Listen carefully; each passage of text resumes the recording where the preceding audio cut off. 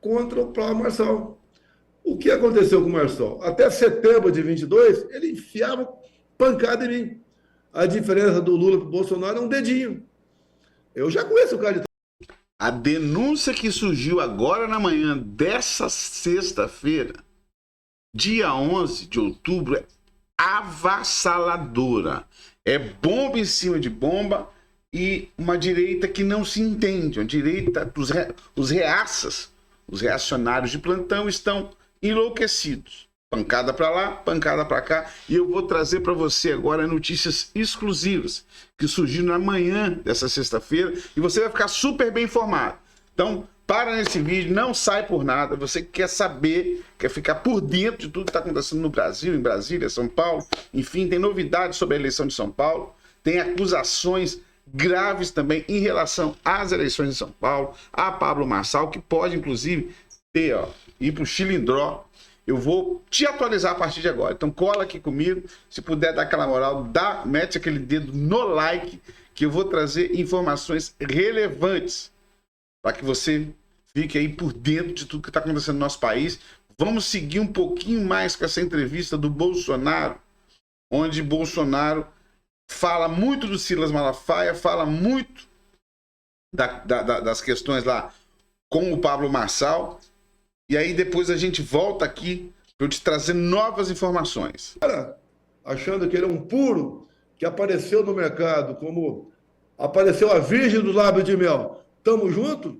Se equivocaram. Você não tem uma vida pregressa dele, defesa da direita. Não existe isso. Apesar de ele falar que conheceu a esposa dele virgem, a mulher é o marido de uma única mulher, etc. E ele é dúbio quando fala quando se converteu, quando se converteu. Mas o primeiro contato meu, então, foi o último contato meu, foi uns 2, 3 meses atrás, num apartamento aqui em Brasília, só eu e ele, mais ninguém. E conversamos, ele pediu uns aconselhamentos, umas ideias, o que era isso, o que era aquilo. Eu conversei com ele, obviamente, né? Uma conversa de 1 hora, você não pode falar tudo. Bem, saiu dali, 2 horas depois chegou um colega meu e falou aqui, ó, está aqui no estado de São Paulo, que você não vai apoiar o Nunes e vai apoiar ele, Marçal.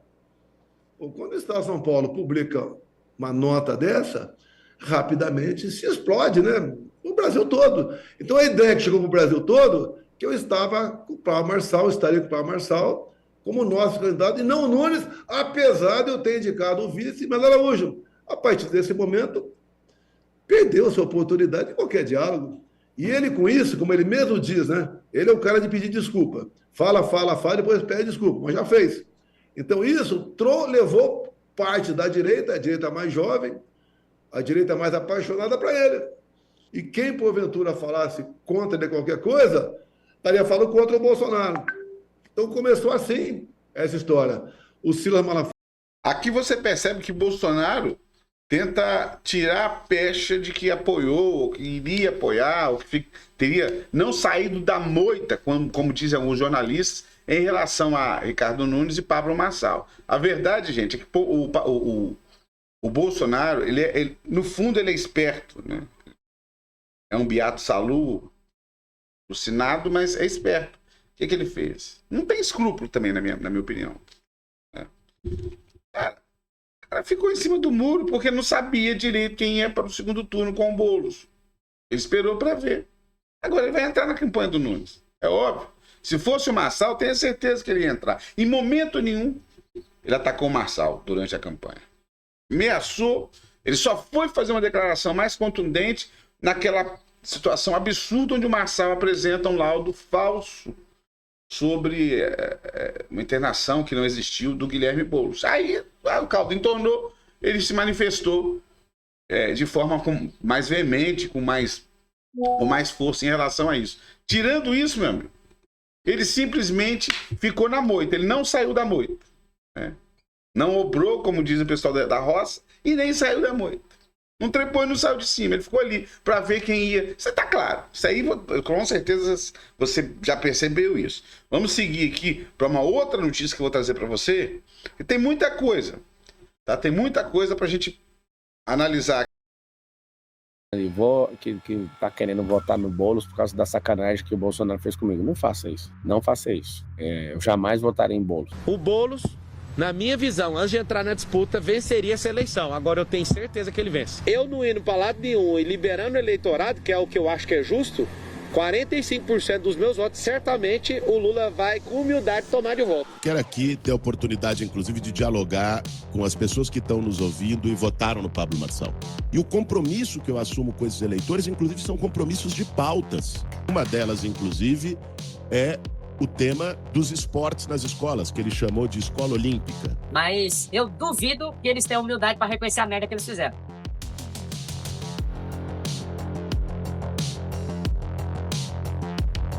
Isso não é questão de ego. Eu não tenho, o Sabará, minha equipe sabe que eu não tenho problema com ego. Isso é questão de honra, é diferente de ego. Ele falou, você não sobe no meu palanque. Não vou procurar. Não vai procurar. Não. Se for procurado. Se for procurado, eu vou dizer a ele que espero que ele tenha aprendido com os erros, né? E que ele possa fazer uma boa reflexão de tudo aquilo que ele cometeu de erro e que ele siga o caminho dele, eu sigo o meu. Ele vai pro seu palanque? Não. Não vai pro seu palanque? Não. Mesmo se declarar apoio? Não, no meu palanque não. Eu vou ganhar qualquer eleição sem subir em palanque nenhum, não precisa disso. Sim. Eu dei exemplo aqui em 2014. Já observa aí a troca de farpas, né?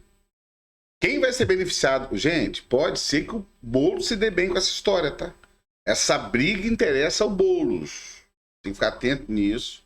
Porque se o Lula embarcar na campanha do Guilherme Boulos, e o eleitor da periferia de São Paulo entender que o Boulos, porque ele não entendeu ainda, Marçal teve muitos votos na periferia e o Nunes ganhou o Boulos na periferia. Mas uma galera que vota no Lula. Tanto que quase 50 mil pessoas digitaram 13 para prefeito e anularam o voto, porque não tem 13. O candidato do Lula é o 50, que é o Pablo, que é o Guilherme Boulos. Então, vamos ficar atentos nisso. Vamos seguir aqui, que tem mais uma denúncia, mais uma treta braba do Silas Malafaia. Olha isso. Alguém é da direita ou da esquerda tem que ter história. Por exemplo, quando você olha a história, você tem Eduardo Campos, o governador que morreu. Pô, tinha história. Ciro Gomes, história na esquerda.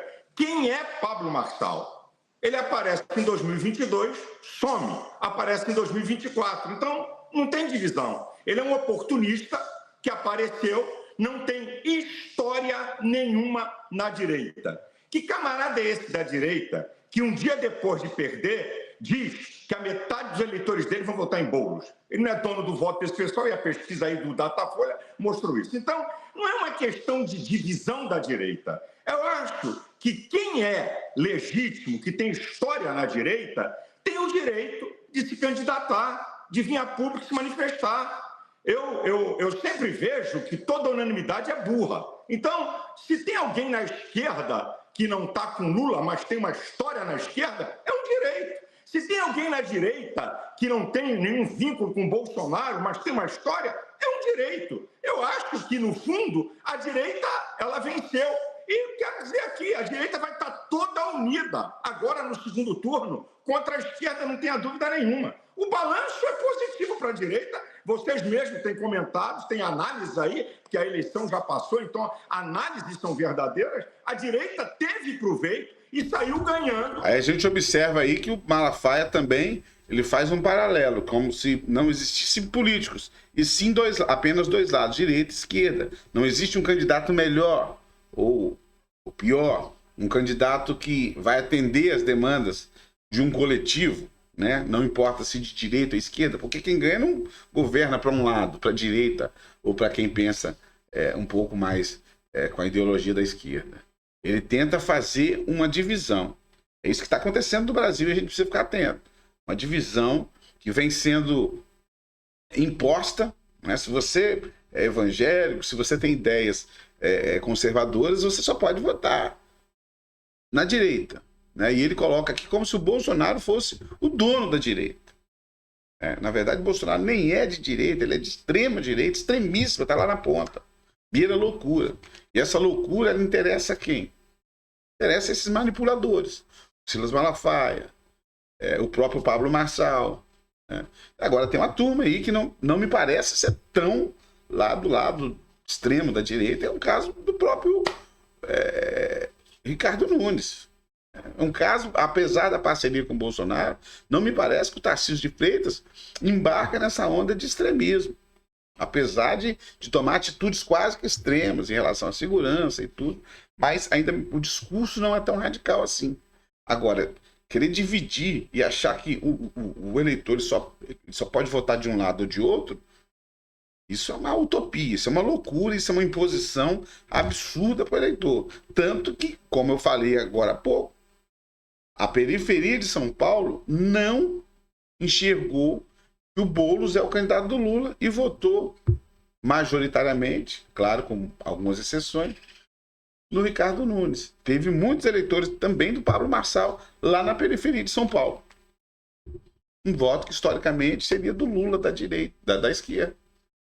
Tanto, repito, que nas urnas, quase 50 mil pessoas votaram 13. Se essas pessoas tivessem essa informação de que o 13 na verdade era 50 naquele momento, até porque a vice é do 13, o Guilherme Boulos teria passado em primeiro lugar. Ele teria passado o Nunes. Entende isso? Vamos seguir aqui, para a gente continuar avaliando. Que não tem vínculo com o Bolsonaro. Essa que, para mim, é a realidade, numa síntese dessa história. Pastor, na entrevista para a Mônica, o senhor usou até o adjetivo covarde para se referir a Bolsonaro na eleição. A gente que apura na eleição, especificamente aqui de São Paulo, a gente que costuma apurar, conversar com o entorno do ex-presidente, a gente ouvia muito uma avaliação que vai em linha com o que o senhor disse. Eles falavam assim para a gente: Bolsonaro não pode apoiar Nunes, não pode ir muito contra Marçal, porque Marçal vai muito bem entre o eleitor dele, então ele pode perder o próprio eleitor para Marçal. Bom, o senhor conversou com o Bolsonaro, vocês estiveram em contato ontem, ele se manifestou sobre isso. Eu queria saber, como é que foi essa conversa? E 2, o senhor retira especificamente as declarações mais críticas, como a de covarde, em relação ao ex-presidente? Deixa eu dizer uma coisa, liderança não é sobre seguidores. Liderança é sobre propósito. Um líder só é realmente líder quando ele anda sozinho. E aí eu tenho que dizer para você, tanto Bolsonaro na direita como Lula na esquerda já provaram que são líderes, que andaram sozinhos, remando contra todos. Eu quero dizer para vocês, eu não pertenço a partido político nenhum. Eu sou livre, eu sou aliado e não alienado, e com todo o respeito. Não sou único. Mas sou um dos maiores defensores de Bolsonaro nesses últimos 2 anos, o que eu tenho feito com poucos fizeram. Então Olha, gente, vamos observar aqui, fazer uma observação interessante, porque muitas pessoas dessa direita reacionária acusaram o próprio Pablo Marçal, não é verdade? Isso surgiu aquela cabeça cheia de imaginação do Pablo Marçal, que disse que o Silas Malafaia estaria já escanteando o Bolsonaro. Falou que o Bolsonaro, inclusive, seria preso, foi desmentido pelo PGR. O Paulo Gonet teve que desmentir, né, porque a PGR nem pede prisão de ninguém. E o Marçal diz isso, ele sabe que o Bolsonaro vai ser preso logo depois da eleição, vão prender o capitão. Por isso, o Silas Malafaia já está correndo para os braços do Nunes, do Nunes não, do Tarcísio de Freitas, para o Tarcísio de Freitas ser o próximo presidente. Aí já se aliou a Dilma, ao Lula, enfim, e aí ele sugere que o Silas Malafaia vai atrás de quem está no poder. O que você acha disso? Né? Segundo, agora você vê que ele faz um afago no Lula. Ele diz, não, o Lula é um líder, assim como o Bolsonaro e tal. E ele vive atacando o Lula, né? Então me parece que o discurso dele me modera um pouco, assim. Modera um pouco, eu não entendi bem por quê, porque de um tempo para cá ele radicalizou, embora ele fosse sempre muito puxa-saco de quem está no poder, de um tempo para cá ele radicalizou tanto que não dá mais para voltar atrás, não dá para dizer que não é aquilo, né? Ele foi para dentro do Lula, peitou e criticou, né? Chamou de marginal, aquela coisa tudo que você sabe, que chegou um ponto que agora não tem como ele volta, não tem volta mais, ele não consegue mais se aproximar. Vamos seguir aqui. Eu sou um cara aliado, eu não sou bolsominion, eu não sou cego, eu sei olhar, eu sei ver, E outra, eu seria covarde se eu fizesse essa declaração para Mônica Bergamo sem antes fazer para ele e para os filhos. Eu disse o tempo todo, Bolsonaro, você é um líder. Você não pode dar sinais dúbios.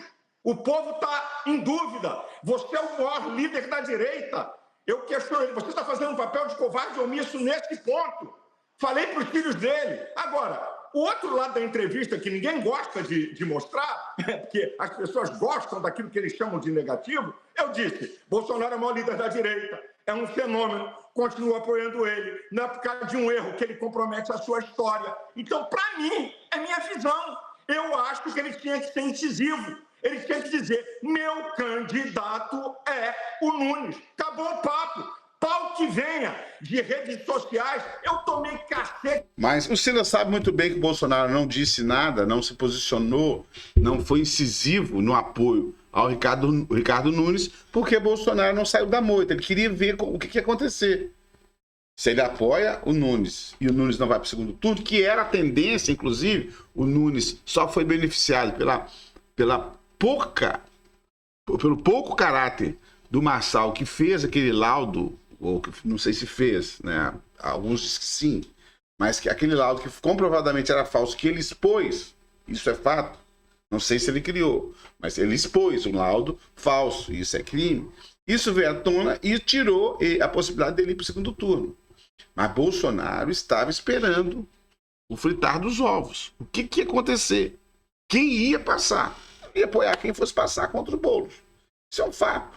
E é claro que o Silas Malafaia sabe disso, porém, finge demência para continuar ali como mosca em volta dessa carniça toda de bolsonarismo. De tudo que foi lá, e daí eu tenho que me posicionar. Então, essa é a minha visão. Agora, não é isso que vai estragar a história de Bolsonaro, porque ele já tem uma demonstração de posição.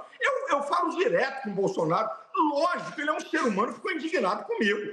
Na troca de zap, ele ficou indignado. Se ele não ficasse, eu até ia estranhar. Aí eu disse para ele o que eu acabei de falar para vocês. Ô, Bolsonaro, você não viu o outro lado? Você não viu o elogio? Você não viu dizer que eu continuo te apoiando? Você não viu eu dizer que você tem uma história e que não é um erro que vai te comprometer? Então, isso, gente, é de pessoas que pensam e que analisam. E um dado muito interessante. Eu estou falando para fora da bolha do mundo bolsonarista.